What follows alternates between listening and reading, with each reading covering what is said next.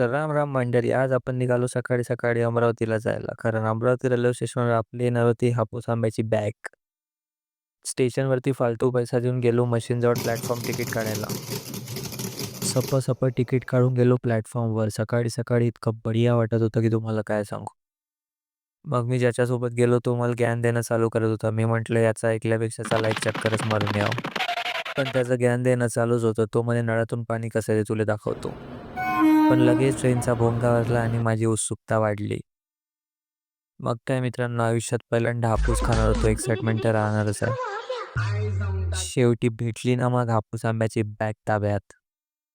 हेच ते काका ज्यांनी आमची हापूस आंब्याची बॅग मुंबईवरनं अमरावतीला आणली. काकांच्या प्रवासाच्या 2 गोष्टी ऐकून आम्ही निघालो प्लॅटफॉर्मच्या बाहेर.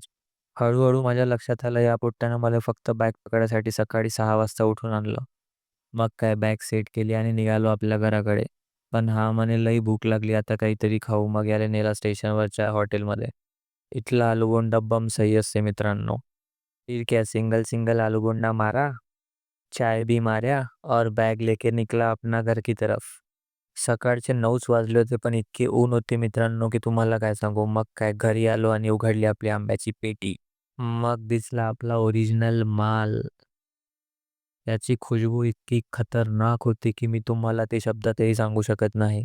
मग काय आपल्या भावाने घेतला आंबा कापायला आणि सगळ्यांना एक एक पीस दिला. खतरनाक आंबा होता मित्रांनो.